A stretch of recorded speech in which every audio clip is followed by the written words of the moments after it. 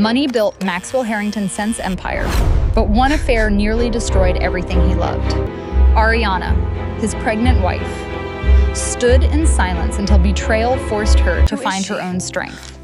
Felicia wanted power, but learned that stolen happiness comes with a painful price. This to us? This story reminds us I can explain love, layout.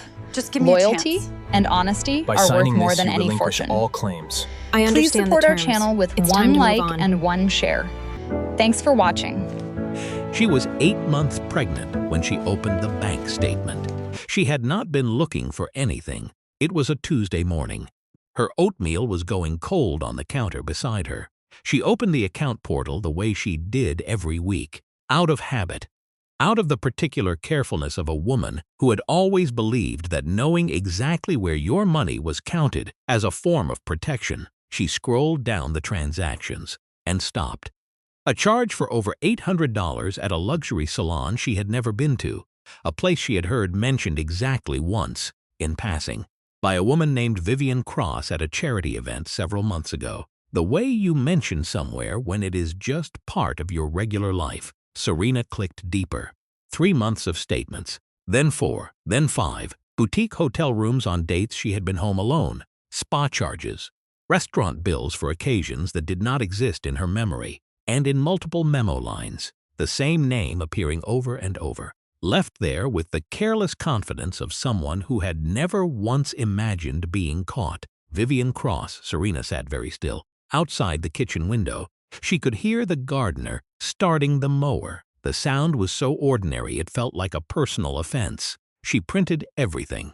Her hands were not entirely steady. She stacked the papers on the counter and looked at them and understood, with the clear-eyed precision of a woman who had spent years reading documents for a living, exactly what she was holding.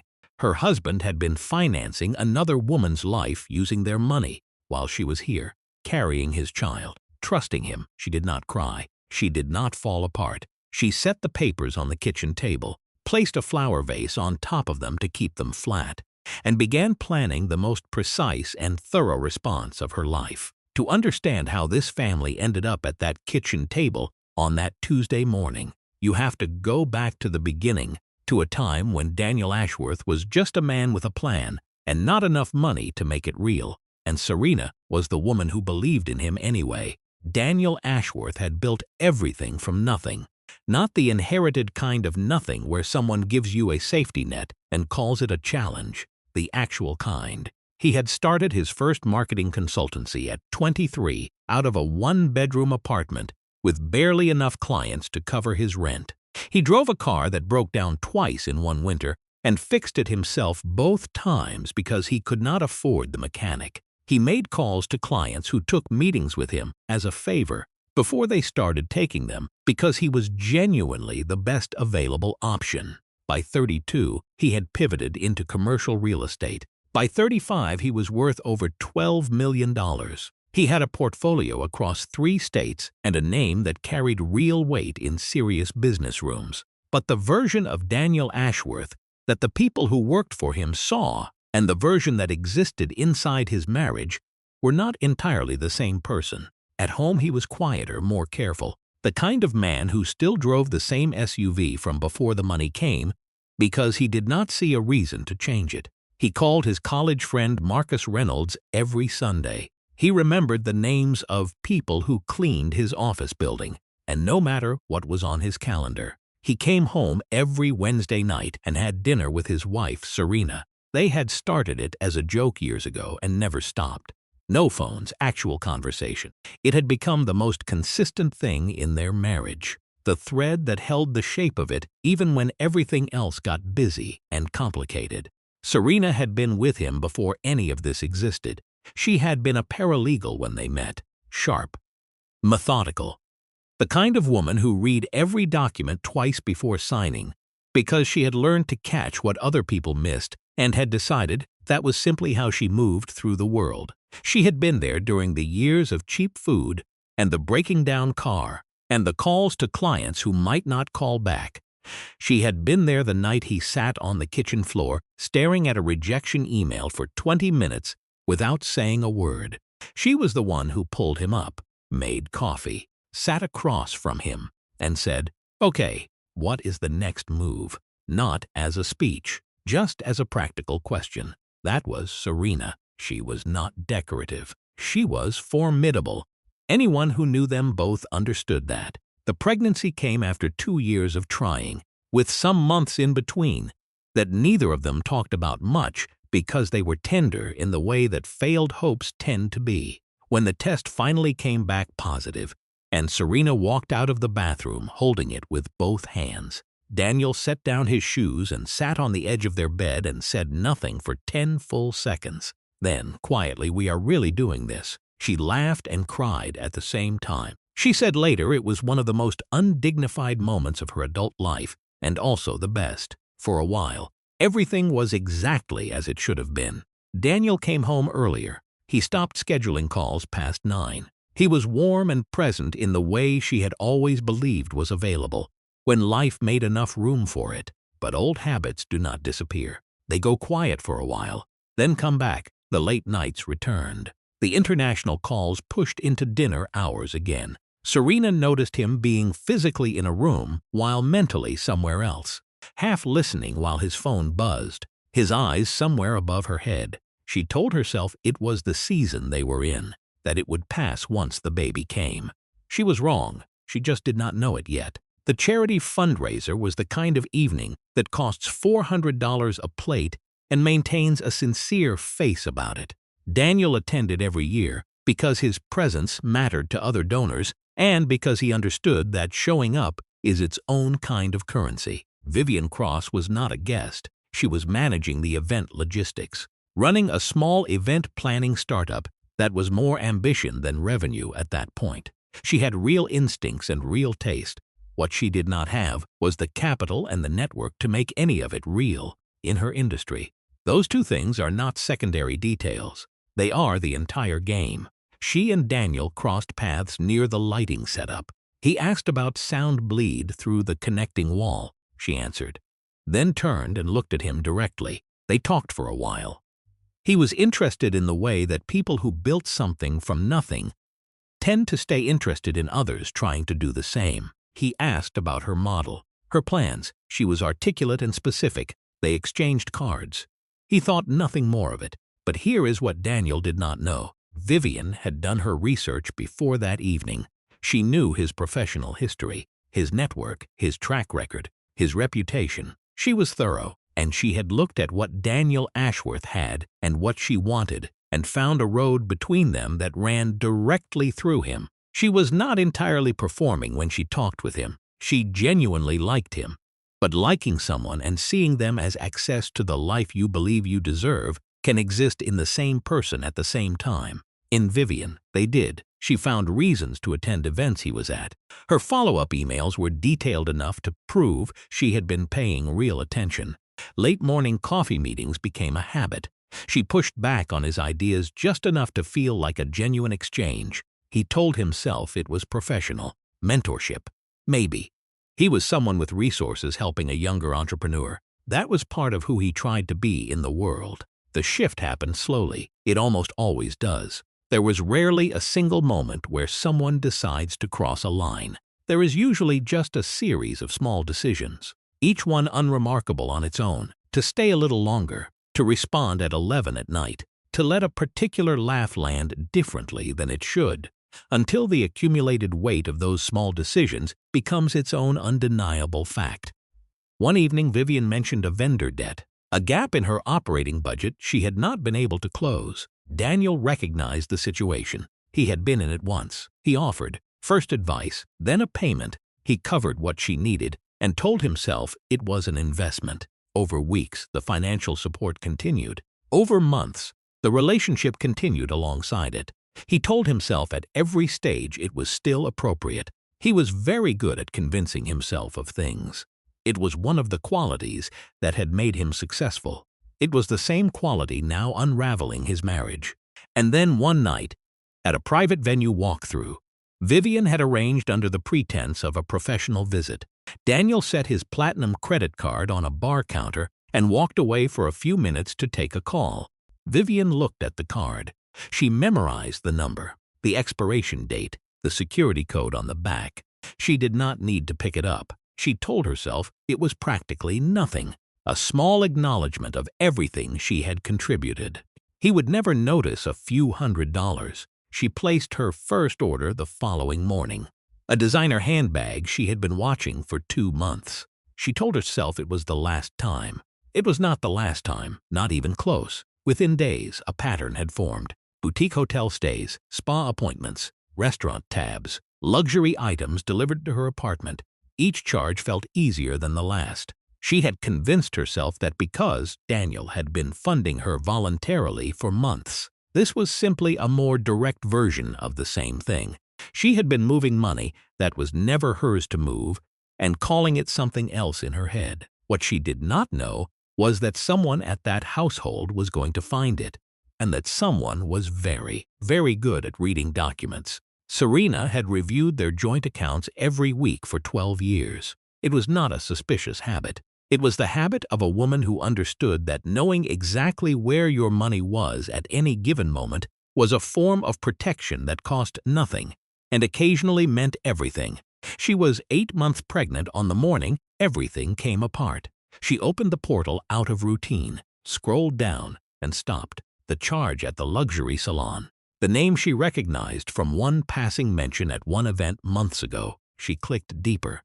3 months of statements, then 4, then 5. Boutique hotel rooms on dates she had been home. High-end spa charges. Restaurant bills for places she had never been. And Vivian Cross's name in the memo lines. Over and over, left there without a shred of caution.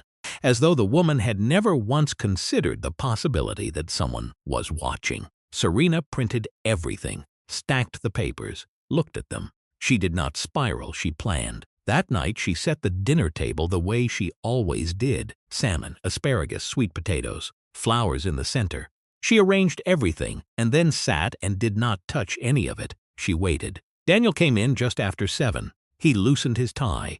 He saw her face and his step slowed. He saw the papers on the table and the step slowed further. "Tell me why a woman named Vivian is making luxury purchases on our account," Serena said. Her voice was controlled in the way that costs something to maintain.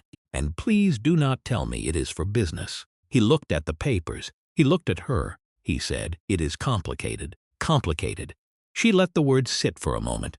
"You let your mistress use our money like a personal expense account while I am here carrying your child. And complicated is what you give me."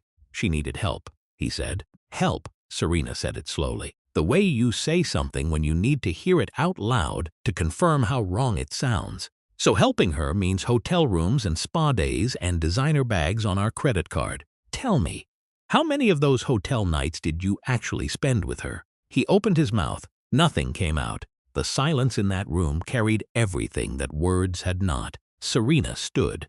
Her hand moved to her belly without her thinking about it. The automatic reflex of a woman protecting what she loves most. Her voice when she spoke again was quieter, but had nothing soft in it. "I was there before all of this," she said. "Before the money, before the portfolio, before any of it. I was there when you had nothing and I chose to stay. I believed in you when you were just a man with a plan and not enough money to make it real. And you gave access to everything we built to someone who looked at you and saw an account she could draw from." He moved toward her. She stepped back once, clearly. "Do not," she said. He stayed where he was. She walked out of the room and left him standing alone at a table full of printed proof of everything he had done.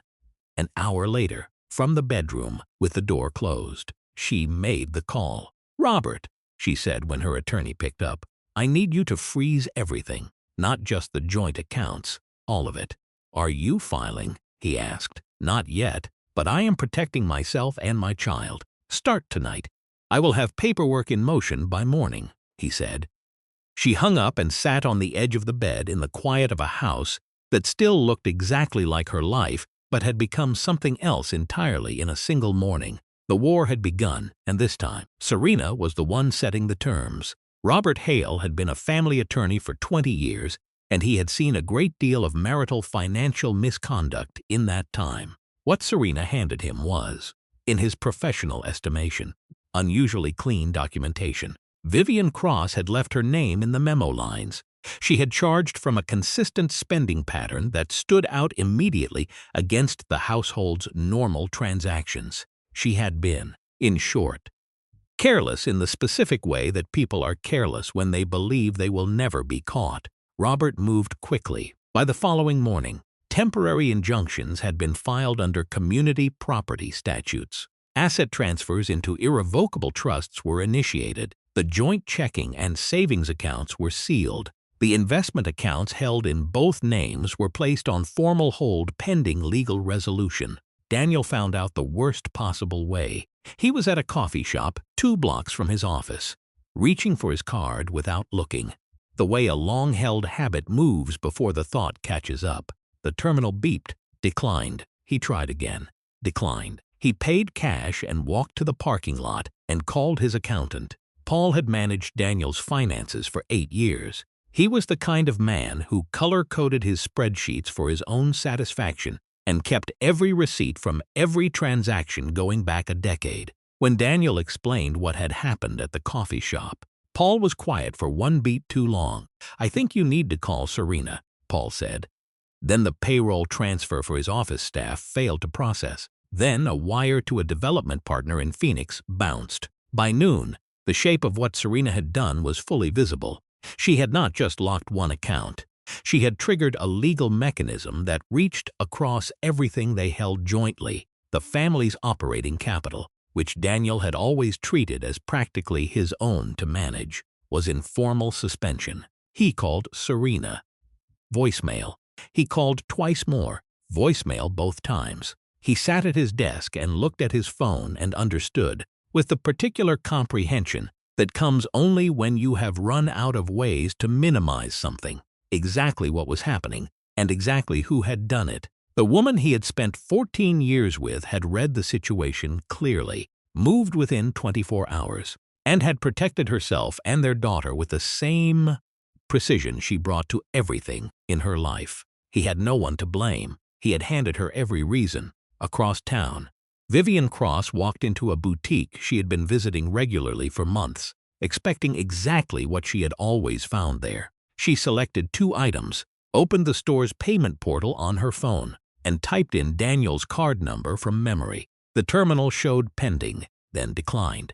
She stared at the screen. "Run it again," she said.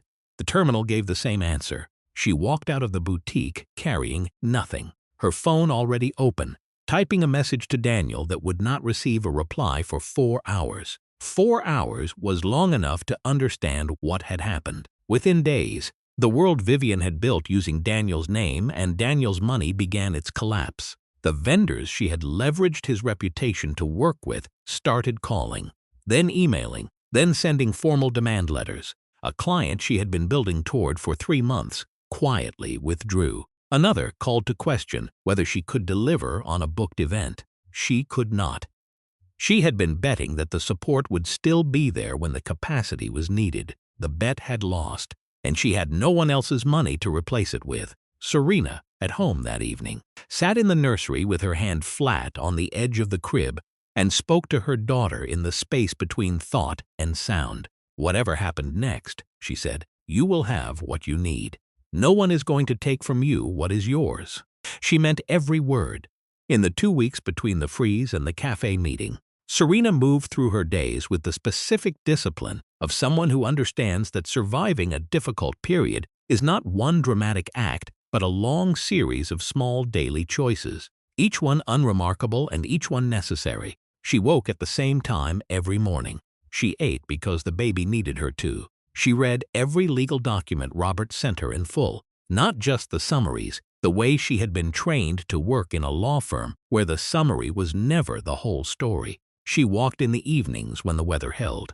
She called her mother Helena every night, not to process the situation out loud, but simply because hearing a familiar voice at the end of a hard day is its own quiet kind of maintenance. She did not cry very much. She had expected to cry more. What she felt instead was a cold, clear, forward-moving grief, the kind that does not have the luxury of dissolving because there is too much that still needs doing. Daniel, in a hotel suite across town that he had rented without ceremony, was having a different experience entirely. He was living inside the specific silence of a man who has run out of things to manage and has no remaining way to avoid sitting with what he has done. He thought about the choices, not the most visible one, not the credit card on the counter, but the actual first one. The first text he answered at 11 at night that he should have left until morning. The first time he told himself the comfortable story instead of the true one. The first moment he had clear knowledge of where things were heading and chose to drive home and say nothing. He had thought about that moment over and over. His friend Marcus Reynolds came by the hotel one evening, unrequested, and sat across from him in the small sitting area of the suite for 2 hours without offering solutions, because there were no solutions available that Marcus could provide. He was simply present, which was the most useful thing available. Daniel's accountant, Paul, for his part, sent a 12-page liquidity report outlining exactly what was frozen, what remained liquid, and what the company's short-term position looked like under various scenarios. The picture was not catastrophic. Daniel had built with enough redundancy that the business could survive, but it was not comfortable.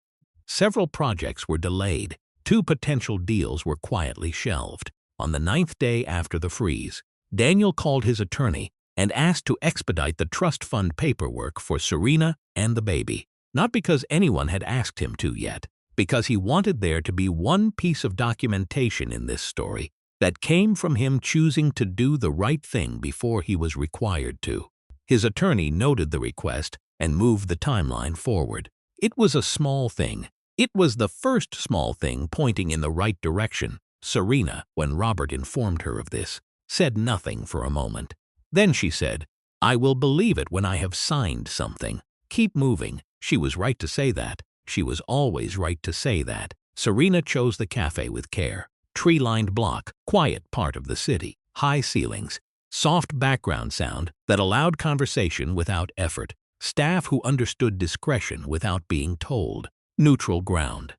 Public enough that neither of them could make it something uglier than it needed to be. She arrived 15 minutes early. She wore a black maternity dress.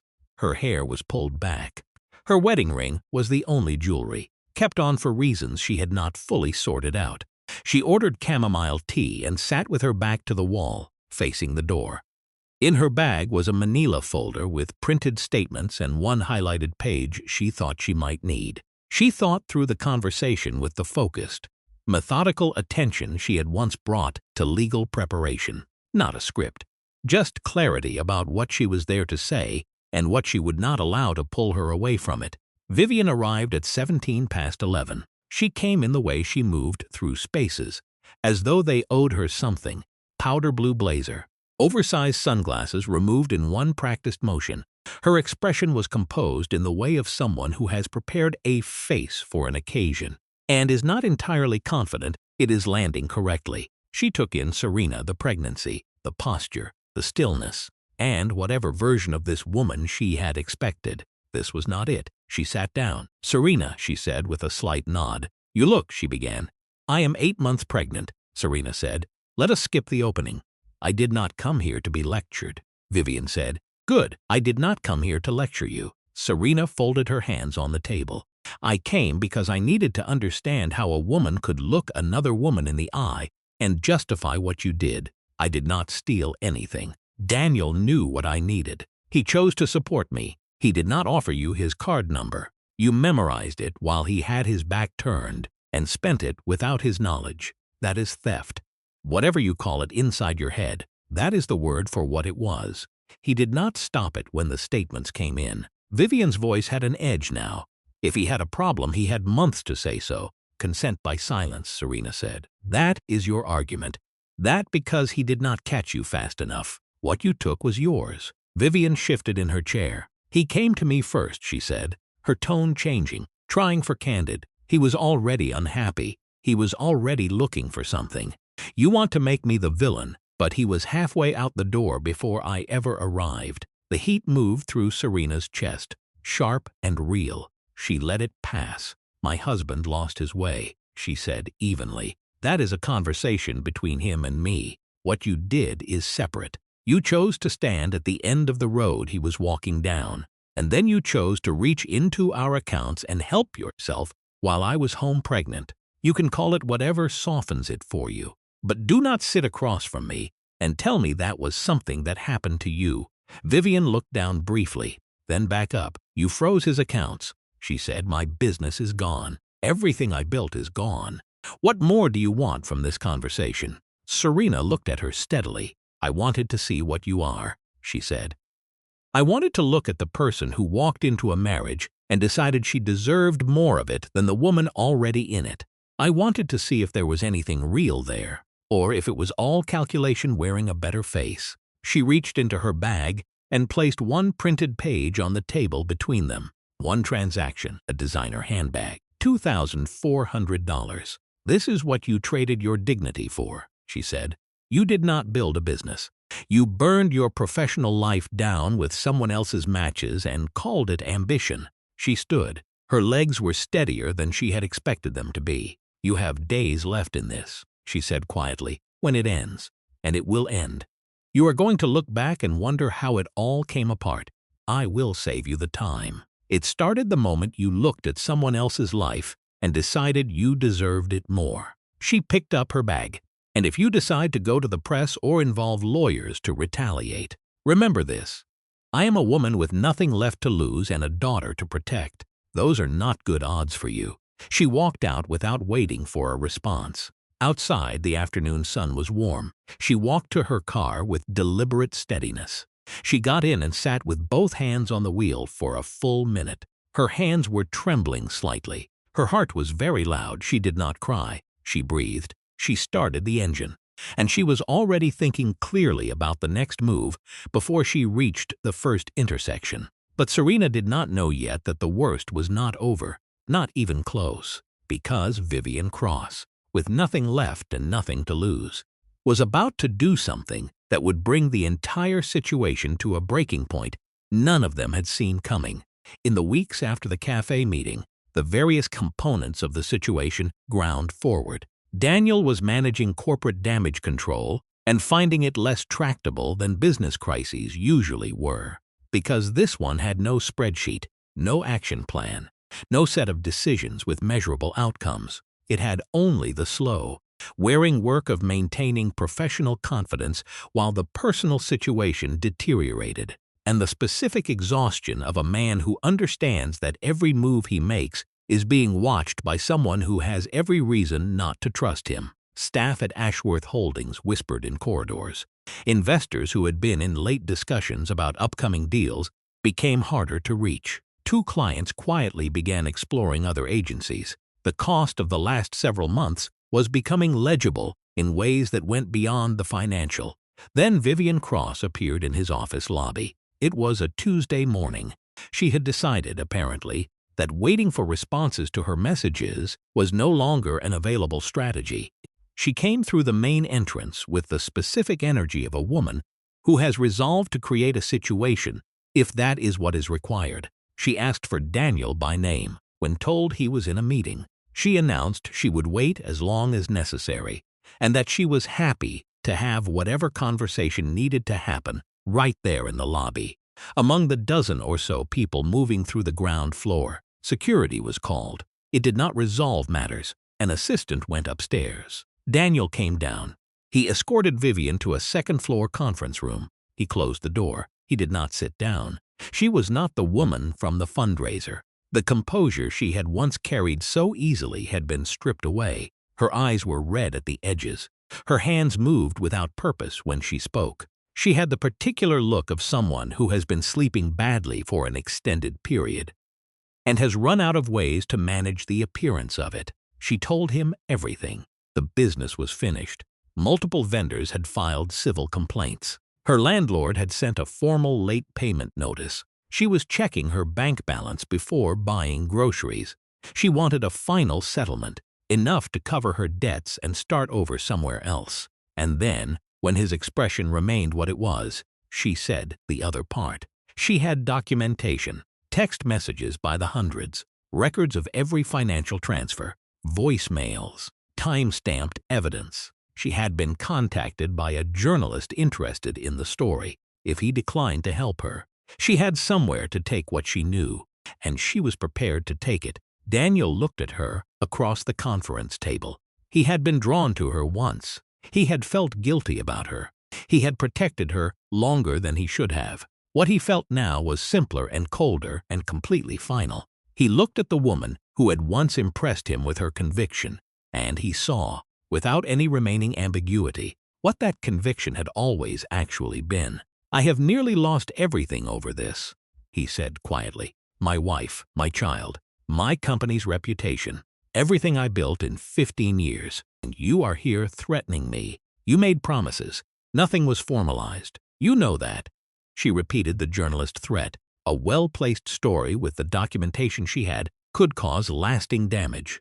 She had enough to make people question everything he had built. He held her gaze and made a calculation. Not the generous one, but a practical one. He offered a small settlement, enough for a security deposit and 2 months of expenses, conditional on a signed non-disclosure agreement and documentation of every unauthorized charge she had made on his card.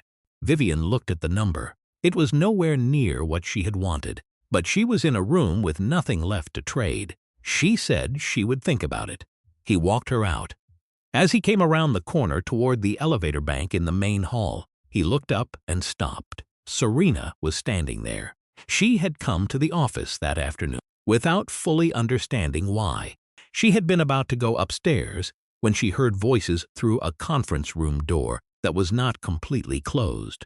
She had not meant to listen, but she had heard enough. The offer, the threat, the NDA negotiation, the small, exhausted arithmetic of what that relationship had become. She had heard the whole thing. Daniel saw her face as he came around the corner. It was not the hot anger of the dinner table or the controlled precision of the cafe. It was something quieter and more final, the expression of a person who has confirmed what they already knew and has nothing left to hope they were wrong about.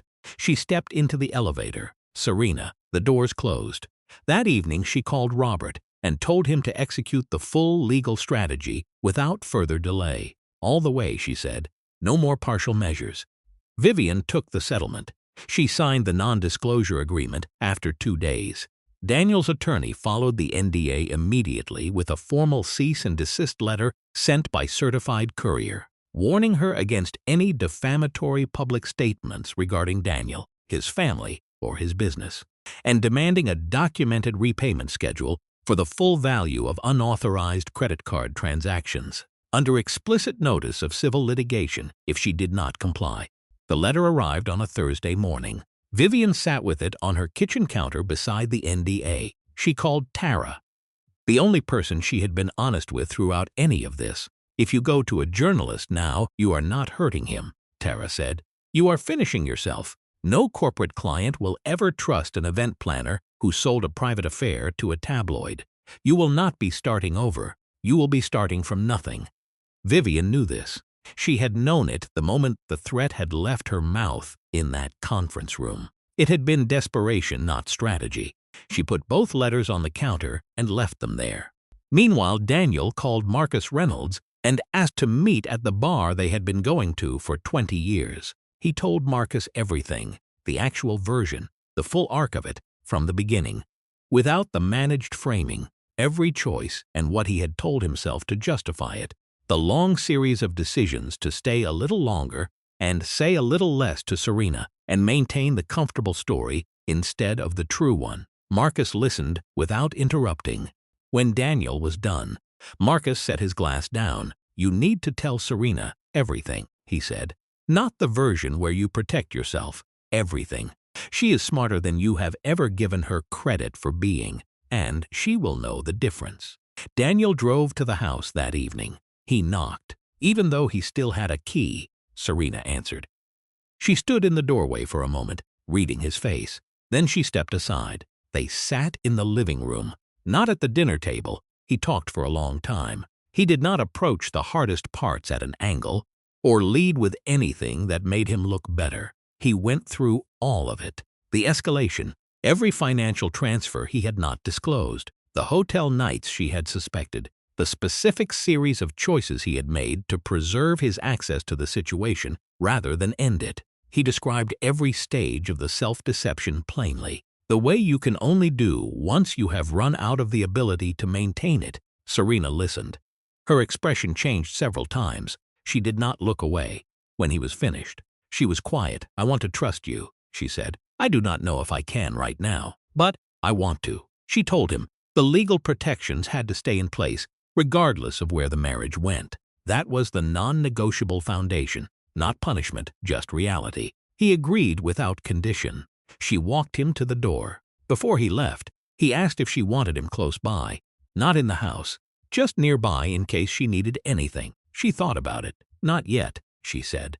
"But I will call you." He drove back to the hotel suite, holding on to those 4 words with more care than he had held most things in a very long time. What neither of them knew yet was that the story was not over, not even close to over. Because while Daniel and Serena were trying carefully to find a way to breathe in the same direction again, Vivian Cross had just discovered something that was about to upend everything all over again. The early contractions started on a Tuesday evening, 3.5 weeks before Serena's due date. Her blood pressure had been slightly elevated at her morning check-in with the practice nurse, who had told her to rest and monitor and call if anything changed. She had agreed and gone about her day. That evening, the contractions arrived with the specific immediacy of something that is not a rehearsal.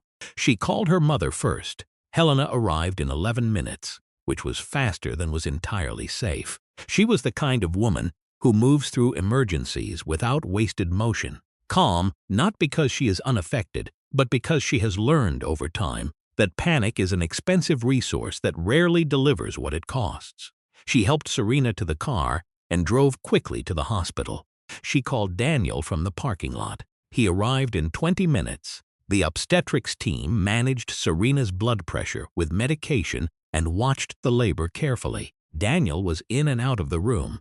He sat beside her when they allowed it. He held her hand when she let him. He read aloud from a parenting book she had on her nightstand, not because either of them was in the mood for it, but because the sound of a familiar voice doing something ordinary has its own kind of steadying effect when everything else is frightening. Around 2 in the morning, Serena looked at him. "Whatever happens between us," she said, "you have to be a real father to her. That is the only thing I need from you right now." "I will be," he said, "I promise." She looked at him for a long time, trying to read which version of this man was the real and lasting one. She did not have an answer yet, but the promise was what was available tonight, and she let it be enough. In the morning, Daniel arranged a meeting 2 floors below with Robert Hale, his accountant, Paul, and his personal attorney. He told them what he wanted to do: a trust fund in Serena's name alone, funded from his personal liquid assets, formal transfer of oversight authority on the primary investment accounts to her sole signature, Paul reporting to both of them independently on a monthly basis going forward. Robert listened with the practiced skepticism of a professional who has heard promises made in hospital corridors before. "Is this what you want?" Robert asked.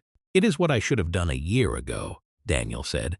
Robert had the documents ready by mid-morning. Serena read every word of them. She asked 2 sharp, specific questions. Robert answered both fully. She signed.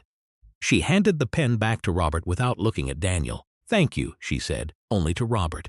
Daniel went and got coffee from the vending machine down the hall and did not return to the room until she asked him to. But sitting in that hallway, holding a paper cup of bad coffee and looking at the wall, he had no idea that the phone call he was about to receive would fracture everything that had just started to hold.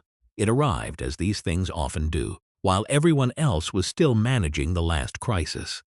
Vivian Cross had found out at a routine appointment she had scheduled more out of obligation than expectation. She had been feeling off for weeks and had attributed it to stress and poor sleep and the general physical toll of watching her life contract simultaneously at every point. She went to the clinic expecting to rule things out. She was pregnant, 7 weeks, by the doctor's estimate. She sat in the clinic parking lot with the engine off for a very long time. The gestational timeline aligned, with arithmetic that required no complexity, with a specific period of her time with Daniel. There was no one else. There had not been anyone else for longer than she wanted to think about. She called Tara. Tara listened and then said what she had been saying in different forms for months. If this child is his and you choose to have it, that is about the child, not Daniel, not your position, not any of the rest of it. Vivian confirmed the pregnancy with a second test. Then she called Daniel. He answered. When she told him, there was a silence that stretched for several seconds. He said he needed time. She said she understood. He said he would call her back that evening. He did not call that evening. He called the following morning from the hospital parking lot, sitting in his car for 20 minutes, trying to understand how to carry this information up to the room where Serena was recovering from what his choices had done to her body. Serena was in her third trimester. Vivian was 7 weeks, 2 children, 2 women. One man sitting in a parking structure trying to understand what honesty required of him now. He called Marcus. Marcus said 3 words, "Tell Serena everything." He went upstairs. He sat with her. He talked about ordinary things for a while. The baby's monitoring numbers, the pediatrician they had chosen. And then, because there was no version of this that did not have to happen, he told her. He did not soften it. He told her Vivian had contacted him, that she was pregnant, that the timeline indicated he was most likely the father, and that she deserved to hear it from him before she heard it from anyone else. Serena listened. She pressed her palm flat against her belly and closed her eyes and was very still. Then she said, "I cannot do this right now. Please let me rest." She turned her face toward the window. He left the room. He stood in the hallway for several minutes, not moving. A nurse passed and gave him the look that medical professionals give family members they cannot help. He walked to the end of the corridor and back. He called Robert and told him there were additional legal complications emerging. He asked him to be available. Robert said he would. In the room, Serena lay still and did not sleep. She stared at the ceiling and held what she had just heard inside her and felt the specific weight of what it meant, not just for the marriage, not just for her, but for her daughter, who would grow up in whatever shape this became. She did not know yet what shape that would be, but she knew with absolute certainty that whatever shape it took, it was going to be on her terms. The paternity test was scheduled for the earliest medically appropriate window, and the results arrived by courier to Vivian's apartment 11 days later. She sat with the envelope on the counter for 20 minutes. She made tea she did not drink. Then she opened it in one clean motion. 99.9% probability of paternity. She read it 3 times. She had known. The math had been clear. But reading it stated with the flat certainty of a clinical document was different from knowing it probabilistically. She felt neither vindication nor relief. She felt the specific, inescapable weight of how far a single decision can carry you when you keep choosing to let it. She called Daniel. He answered. She told him, "Silence." "Okay," he said, "just that single word. What happens now?" she asked. "I have to tell Serena," he said, "and then we figure out what comes next." 3 days before Serena's due date, he came to the house. He sat across from her in the living room and told her the test had confirmed paternity, that Vivian's pregnancy was confirmed as his. She had had days to prepare for this conversation. She had held it in her mind and turned it over and tried to build the internal architecture she would need to receive it out loud. It was not enough. The color left her face. Her hand went to her belly. She did not cry. But something in the set of her jaw changed in a way that was not subtle. And Daniel, who knew her face better than any other face in the world, saw exactly what hearing those words out loud cost her. They sat in silence for a long time. And then, at 11:48 that night, the contractions began. They came fast and close and hard. Serena's blood pressure spiked sharply. Daniel called the doctor from the car while Serena sat in the passenger seat with her eyes closed, breathing in the counted, deliberate way she had practiced, applying everything she had to staying inside the present moment. The same hospital, different nurses, same relentless light. The labor was complicated from the first hour. The blood pressure required aggressive management. There were 2 hours in the middle of the night when the doctors wore the carefully neutral faces of people handling something serious who cannot spare attention to reassure anyone. Daniel sat in the hallway for most of it. Marcus arrived without being asked for more than 2 words. He sat beside Daniel and was present, which was the only available thing, and also exactly the right one. At 6:17 in the morning, a nurse came to the hallway and told Daniel his daughter had arrived, and Serena was stable, and he could come in. He walked into the room. Serena was pale and exhausted and entirely, recognizably herself. A nurse placed his daughter in his arms. She was impossibly small and completely specific. His brow, Serena's nose, fingers already attempting a fist, with the serious intention of someone who means to get things done. She made one small sound and then was quiet, looking up at him with the complete, unfocused attention of someone who has just arrived and is taking inventory of the world. "Lily," he said. They had chosen the name together months ago, in an afternoon that felt now as though it had happened to completely different people. The name was still right. He knew that the moment he said it. He looked at Serena. She was watching him hold their daughter. Her face held everything she was too exhausted to separate: love and grief and fury, and something that was not yet forgiveness but was, maybe, the very first condition that forgiveness eventually requires. He understood, finally and completely, what he had almost lost, not as an abstract, as a specific, breathing fact that he was holding in his hands. He made the only promise that counted for anything now, not in words. In the clear understanding that words had become a currency he had spent carelessly and could not currently afford. What he owed would have to be paid over time, through action, without expectation of credit or recognition. He looked at his daughter and began. A week after Lily Ashworth was born, Serena asked Daniel to move out properly. She said it in the early morning. Lily asleep in the bassinet beside them. Her voice was steady. She was not asking from anger. The acute stage of that had moved into something longer and quieter. She was asking because she needed to be the person she needed to be right now, and that required space. Daniel moved into a rental suite across town. He kept a crib assembled in the spare room for Lily's visits. He visited 4 evenings a week, sometimes 5, and he was there when he said he would be, which is the most basic form of consistency and also the most important one. They began seeing a couples therapist, not to restore what had been, because Serena had no desire to restore what had been, but because they shared a daughter who would grow up in whatever shape this became, and that shape deserved to be worked on deliberately. The sessions were not comfortable. Dr. Palwala asked about the patterns beneath the events, the ways Daniel had managed discomfort through action rather than honesty, the ways Serena had managed hers through competence and control, choosing to maintain the surface rather than disturb it, the gap between those two approaches widening over years without either of them naming it, until something had moved in. Progress was not a clean line. It was small moments accumulating over months. Ashworth Holdings survived.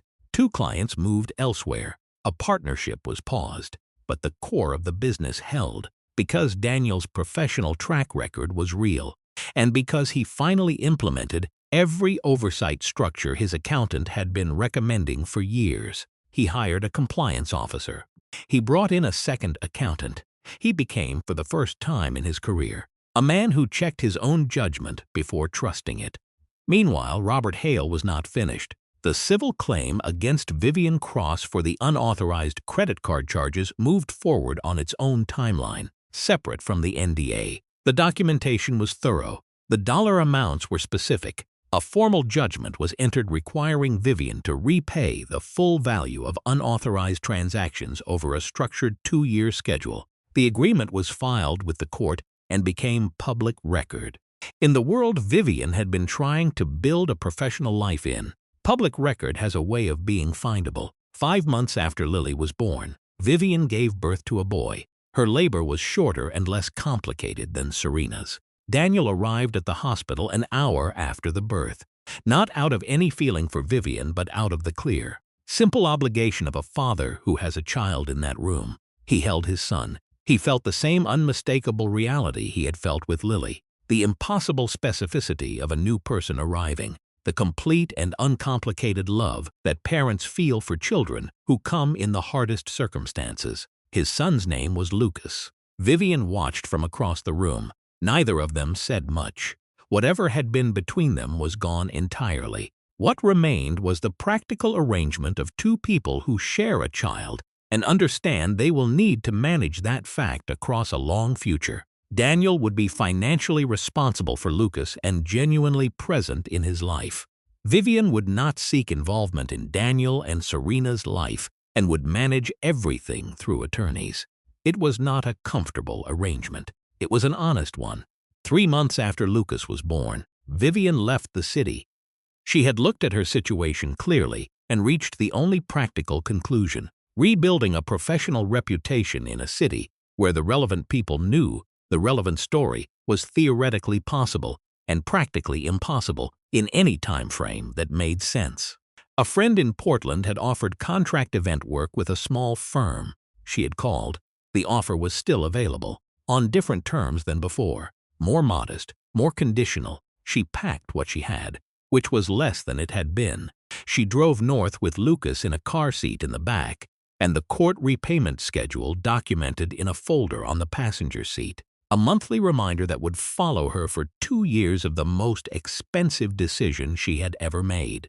She arrived in Portland with no professional reputation left in the city she had come from, a legal obligation attached to her name in public record, and a child to raise on a budget that allowed for nothing that had not been honestly earned. The life she had gone after was not available to her. The life she was going to have to build from what was actually hers was waiting.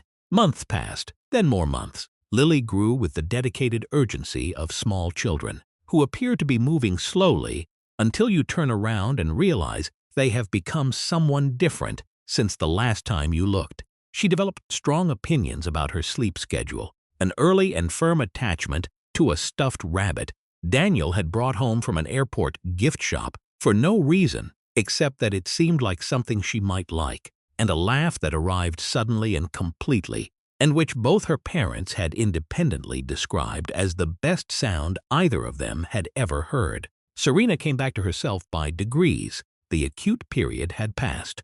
What remained was more like scar tissue, functional and mostly invisible and occasionally tender when something pressed on it from the right angle. She returned to professional work in a consulting capacity, contract legal work that used the skills she had set aside during the marriage. She found the competence was all still there, intact and available. It felt good to use it in a direction that belonged entirely to her. She went to therapy individually alongside the couples sessions, not to process the events, which she had processed with the thoroughness of someone trained to analyze things completely, but to examine the patterns underneath the events, the ways she had managed her own discomfort through competence rather than directness, the ways she had decided, without ever quite articulating the decision, that keeping the surface of things intact was more important than looking at what was underneath them. That pattern was the thing she was working on. Serena and Daniel were not back together.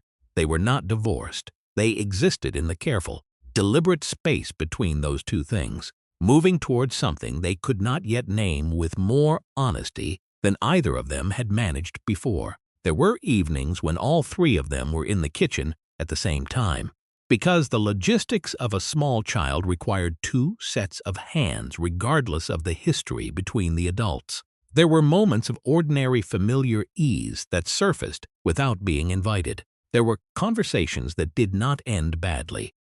They were building something. It was different from what had come before, slower, more deliberate, built on ground that both of them had cleared and examined. Whether it became a marriage again or something else entirely was a question they were living inside rather than trying to answer before it was ready. Daniel visited Lucas in Portland twice a month, driving 4 hours each way. Vivian made coffee when he arrived. They discussed Lucas. They were civil and specific, and neither of them pretended to be anything they were not. The man she had once looked at as a gateway to a different life was now simply the father of her son, present, on schedule, doing what he had said he would do. Lucas, at 6 months, had Daniel's eyes. Daniel held him on those visits and felt the complete love that parents feel for children who arrived through circumstances they would not have chosen. which is the same love as any other kind of parental love, and no less real for being complicated. Vivian, in Portland, was building something of her own. It was smaller than what she had imagined for herself. Local clients, regional accounts, one event at a time. She was good at the work. She had always been good at the work. The repayment agreement followed her the first of every month, a concrete and recurring cost attached to the most expensive judgment she had ever exercised. She paid it on time. Some months it required rearranging other things. She paid it anyway. She did not think much about the life she had tried to take. She thought about Lucas, about the work in front of her, about who she was becoming at a starting point she had not expected to be at, building something that was genuinely hers. It was slower than she had wanted. It was the only version available. There is no clean ending to a story like this one. Real lives do not resolve the way stories do. They continue in the direction of whatever they are building toward, which is not always visible from inside the movement. What there is, instead of resolution, is a set of people on the other side of a shared catastrophe, living with what it cost them. Serena Ashworth became someone she had not been before. Not stronger, because she had always been strong. More specific. She knew now what she was made of when the circumstances required it. She knew the difference between forgiving someone and rebuilding with them.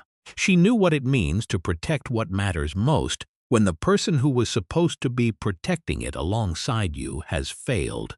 She was a mother, which reorganized everything else around it without making any of it simpler. She was a woman who had sat across from her husband's mistress in a cafe on a Tuesday and said everything that needed to be said without raising her voice. She was a person who had been tested in the way that reveals exactly what you are, and had found out.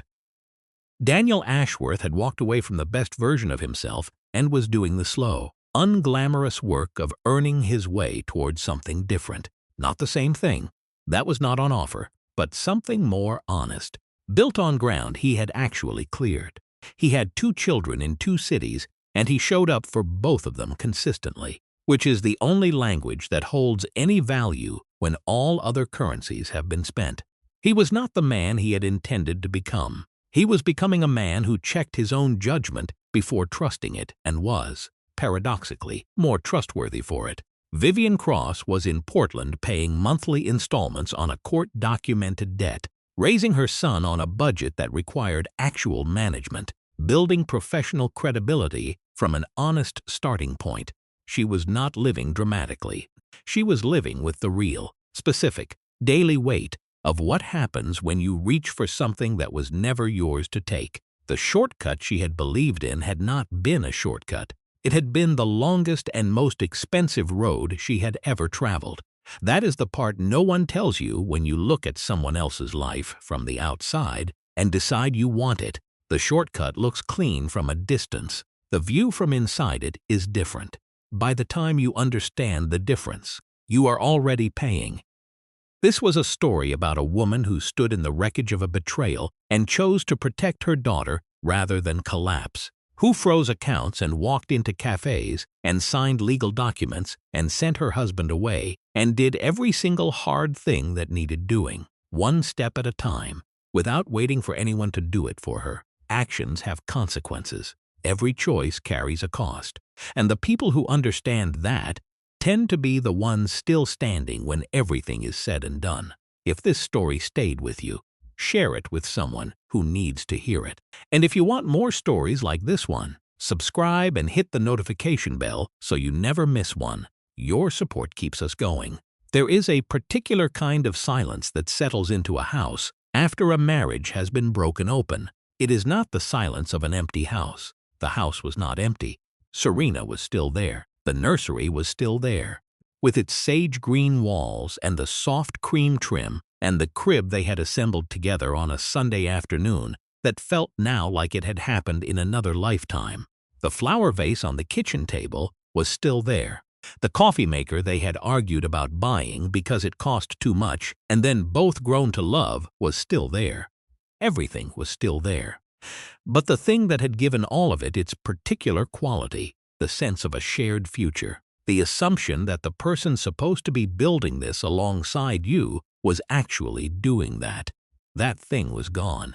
Serena moved through the house in those first weeks with the focused, methodical energy of someone who is not going to fall apart because she cannot afford to fall apart. The baby was 3 weeks from arriving. There were legal documents to review and sign. There was a nursery to finish and a pediatrician to confirm and a hospital bag to pack. She did all of these things. She did them well. She did them with the specific, controlled forward motion of a woman who has understood that grief and productivity are not mutually exclusive, and that in a crisis, moving is better than stopping. But at night, when the house was quiet and the legal documents were in their folder and the nursery was as ready as it was going to be, she sometimes sat in the chair by the window in the room they had shared and thought about the 14 years that had led here.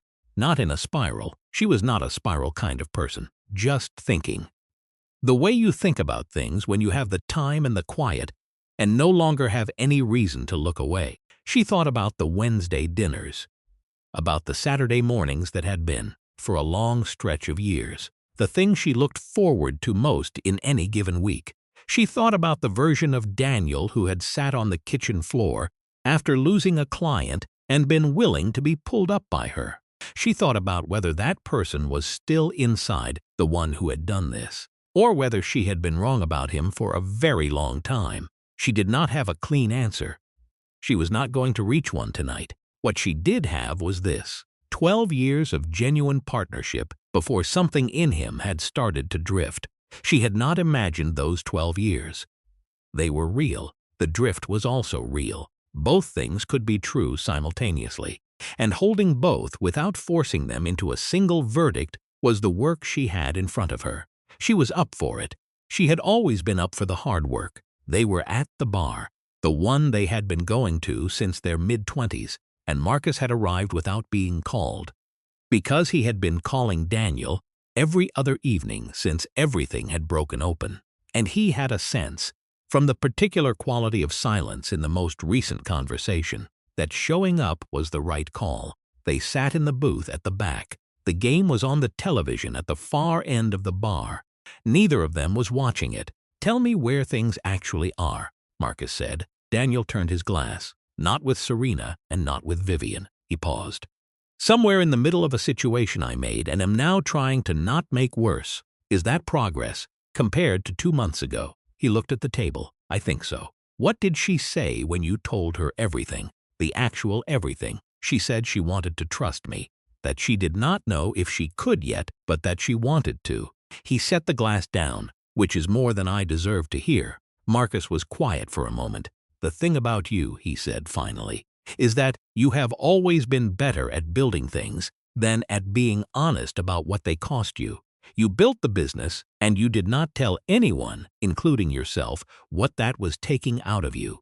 You built a life with Serena, and you did not tell her when it started feeling like something you were maintaining rather than something you were actually in. And then someone came along who felt like the opposite of maintenance, and you did not tell yourself the truth about that either, until it was too late to change anything without damage." Daniel did not say anything. "I am not saying that to be hard on you," Marcus said. "I am saying it because the pattern is the thing, not Vivian, not the card.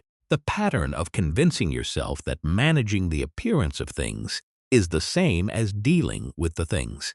Daniel looked at him for a long moment. "You have been thinking about that for a while," he said. "Since about 3 years before any of this happened," Marcus said. Daniel nodded slowly. Outside, a car went past with its windows down and music that faded before either of them caught what it was. The bar went on around them with its ordinary Tuesday evening business. "What do I do with that?" Daniel said. "You already know," Marcus said. "You do the one thing you have always been able to do when you actually commit to it. You build something. You just build it honestly this time." Daniel sat with that. The next morning, at 11:48 at night, Serena's contractions began. Vivian Cross spent her last month in the city in the particular combination of visibility and irrelevance that is one of the harder things a person can live inside. She was not unknown. The story had circulated in the professional circles she had been trying to enter, not loudly, not in the press. The NDA had held but quietly. in the way that things circulate in tight professional communities, through a sentence here and a look there, and the specific way that certain people stopped responding to her emails. The court repayment document was public record. Anyone looking for it could find it. She was not unknown. She was just not someone anyone wanted to work with. She managed her son's needs with the total focus that early infancy demands of a single parent. Lucas was a peaceful baby, which she was grateful for in the way that people are grateful for the things that could have been harder and were not. She fed him and held him and talked to him in the way that parents talk to very small children, not for the response but for the practice of it, the specific intimacy of addressing someone who cannot yet answer back but who is listening completely, she thought, during those weeks. About the version of herself that had walked into that fundraiser with a clear destination and a plan she would not have named out loud. She thought about the choices, each one following from the last with what had seemed at the time like its own internal logic. She had wanted a life.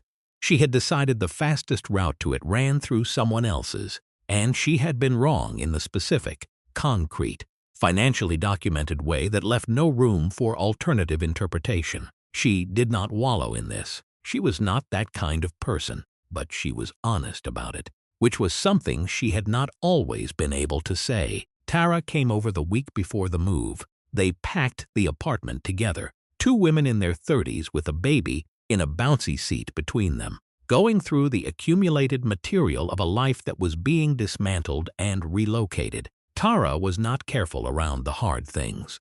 She did not try to make them easier by pretending they were something else.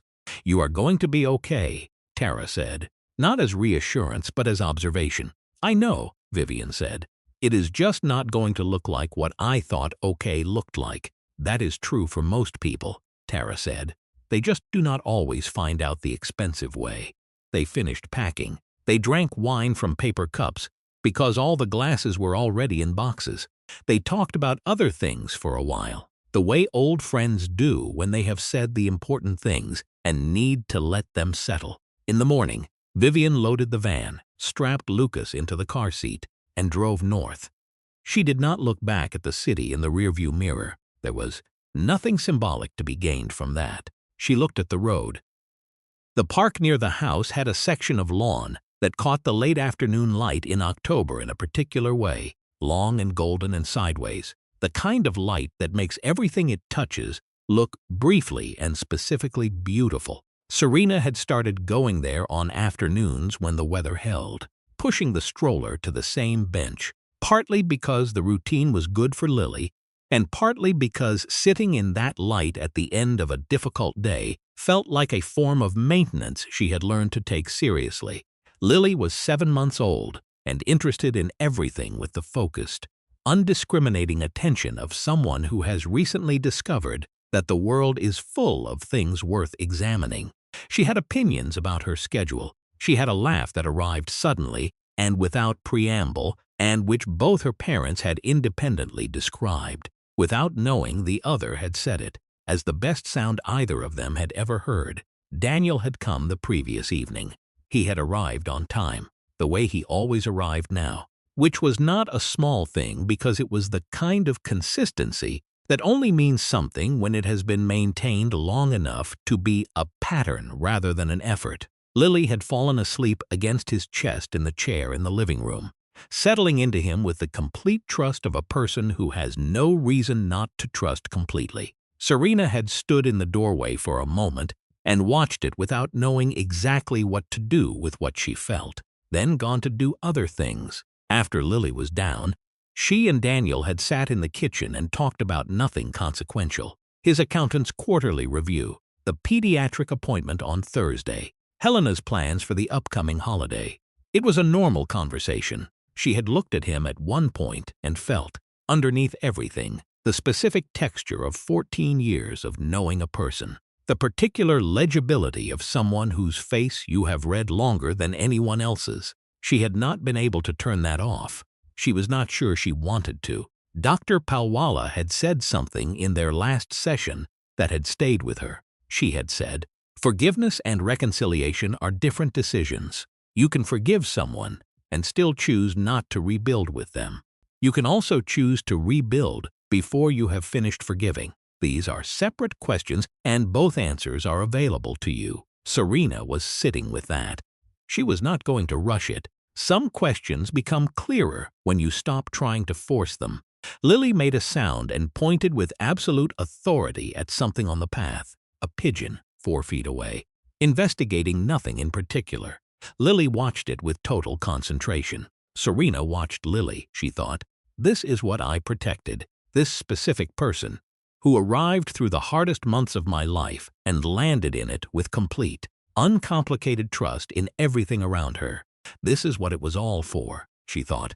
I am more than what happened to me, she thought. My daughter will know that. She gathered the stroller and turned for home, moving through the October light, carrying the only thing that had never been in question. It took Daniel Ashworth approximately 6 months after Lily was born to understand something he should have understood much earlier. He had spent his entire career building things. He was very good at it. He knew how to identify what was needed, apply the right resources in the right sequence, and produce a result that could be measured and confirmed. He had built a business, a portfolio, a reputation, a network. He understood construction. What he had not understood, until the version of himself that was only good at managing appearances had been stripped away by circumstances he had created, was that the most important things are not built that way. Relationships are not built the way businesses are built. Trust is not a project with a deliverable.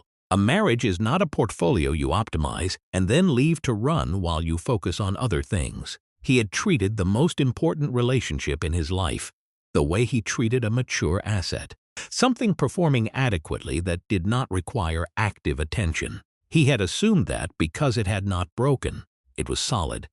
He had assumed that because Serena was capable, she was fine. He had assumed that because the Wednesday dinners were still happening, the marriage was still happening in the same way. He had been wrong about all of it. The version of himself that was emerging on the other side of everything he had broken was different, slower, more likely to check, more willing to say something uncomfortable out loud rather than let it accumulate in silence where it would eventually become its own problem. He asked Serena questions he would not have asked before, about how she was actually doing. Not the version she was presenting, but the version she was living. He asked Dr. Palwala questions he found embarrassing, because finding them embarrassing meant they were the right questions to ask. He showed up. For Lily, consistently and completely. For Lucas, the same. For the work that needed doing between him and Serena, even on the evenings when the work was uncomfortable and the progress was not visible. He did not know yet whether the marriage would survive in any form. He had stopped trying to know that in advance and started focusing on the only question he could actually answer in real time, which was whether his actions today were making him into the person the people in his life deserved him to be. Some days the answer was yes. Some days it was not yet, but getting closer. He kept showing up anyway. That was. He was learning more than enough of a foundation to start with.